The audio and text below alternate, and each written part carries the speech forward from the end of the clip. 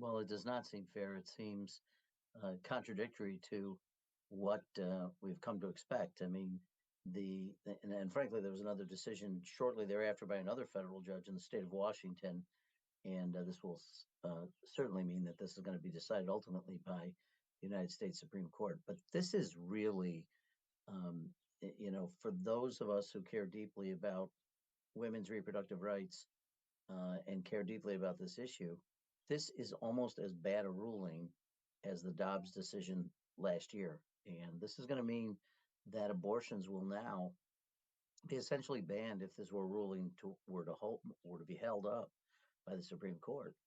That would mean that women in states like New York, where it has been deemed by the state legislature, by the people in the state, to be legal, abortion services legal, reproductive rights are accessed by all women.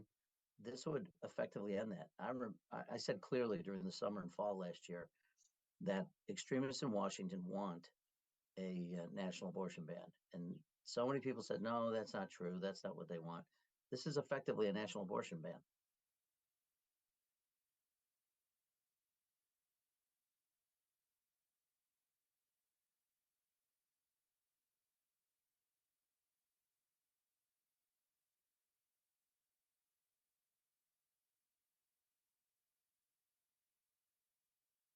Well, I'm a co-sponsor of the Women's Reproductive Rights Act. That passage by that in the House and in the Senate and sent to the president, I know would sign it, would guarantee fundamental rights for women all across this country. So this is vitally important. We could do it literally next week when we return to Washington, get it done, and then end this attack on women. In my view, I don't think it's likely to happen in this Congress, but I'm hoping that the Supreme Court will strike down this lower court decision. But make no mistake, anyone who thinks, even if you live in a blue state like New York or a state like California or other states, even red states that have by referendum like Kansas dramatically handcuffed the ability of the state legislature to restrict women's right to reproductive services. Even in all those places, this ban, again, if this decision were upheld by the Supreme Court, would effectively begin down the road towards a national abortion ban. In fact, I think, and I'd have to do the math, but roughly 50% of abortions are performed using this drug in America, typically within the first 9 to 10 weeks of pregnancy. So you'd be taking away from literally half of the states and the women who live in them. In blue states, you'd be taking away the right for half of them to at least use this method to get reproductive or abortion services. But it would clearly, there's efforts underway in all these other states to restrict abortion. So it's probably likely that 3/4 of abortion procedures in the state, in the United States, would be outlawed if this decision were to continue.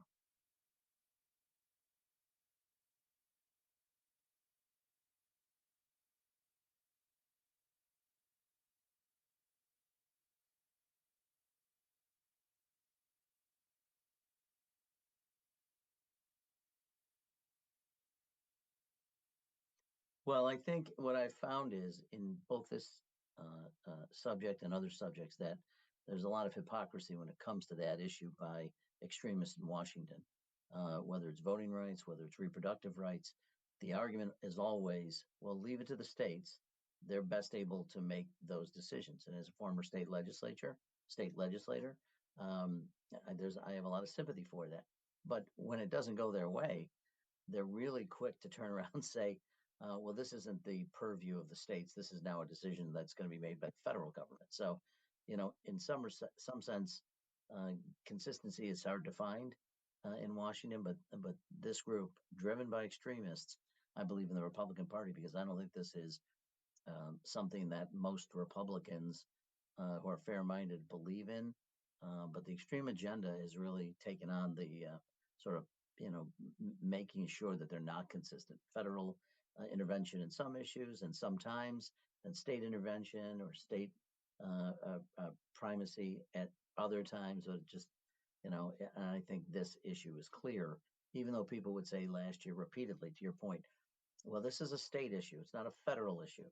Well, and I would say repeatedly to them, don't kid yourself. This is a national agenda item by extremists in the Republican Party, and that has played out. Right now, this is a huge step forward towards a national abortion ban if the ruling continues, and I hope that it does not.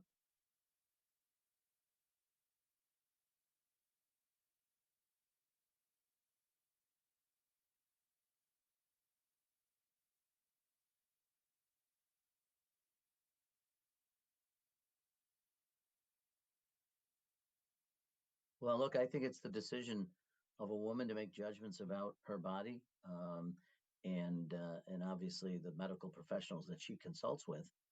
That's the rule. It's the law here in New York. That's the law that I think ought to be in place across the country.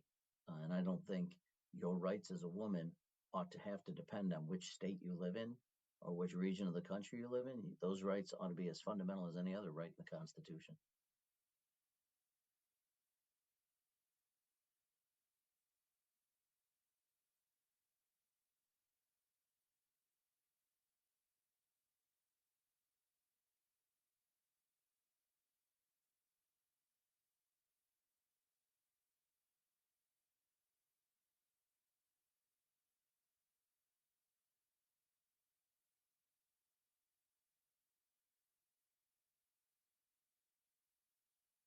Well, the FDA approved this drug, you said 23 years ago.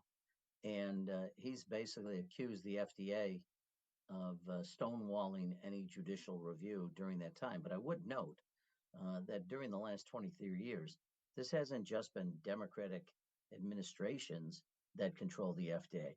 The Trump administration did nothing to in any way stop the FDA, and neither did previous administrations under George W. Bush. I think they knew that the FDA makes decisions on the safety of a drug.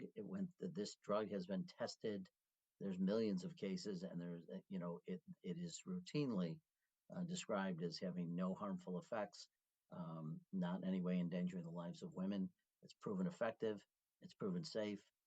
And so I think the judge is simply misguided. I think what he's done is he's injected his personal views um, and his beliefs about abortion to try to find a way to make this case successful. I believe in the end it won't be successful.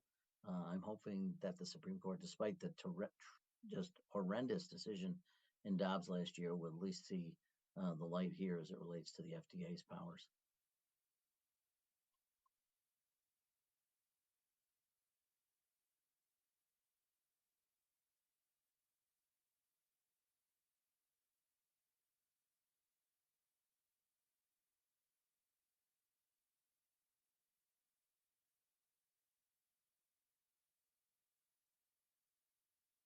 Well, I think it should be a vigorous defense of both a woman's right to choose, but also the process by which the FDA does its work. So you can imagine if this becomes the new norm, the FDA is going to have to consider the political implications of drugs instead of the standard that they now use, which whether it's safe and effective. So this will turn it on its head, and you'll see now more and more attacks by extremists who aren't content to let the government do its job and protect people. They're going to inject their ideological beliefs into these conversations. So reject science, which has been part of their effort for the last several years, and instead of relying on science to tell you what to do in medicine and people who regularly judge these drugs, they're going to instead just go to their own personal beliefs, whether or not it's shared by anyone else.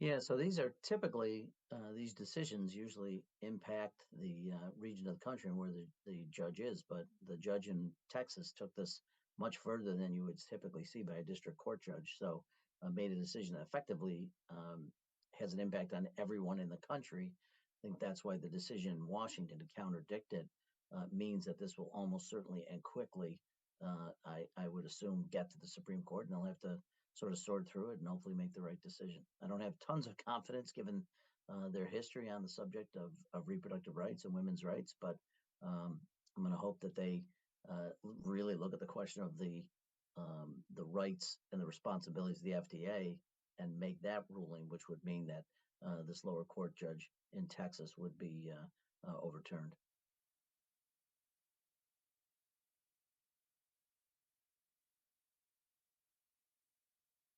Well, just again, I think this is part of a larger issue, and I continue to believe this is an attack on women's rights.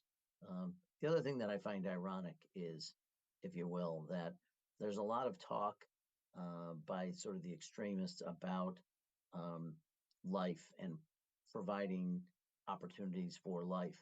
But this is the same group that's trying to make dramatic cuts in supplemental nutrition benefits to children and young mothers, that are trying to cut out credits for families that have children. This is the same group that is trying to reduce vouchers for housing. So, for all of their supposed and voiced concerns about the unborn, once a child's born, they're ready to take away supports for it. There is a major contradiction in their ideology, which I can't frankly begin to fathom. But it is ironic at the same time doing both of these things.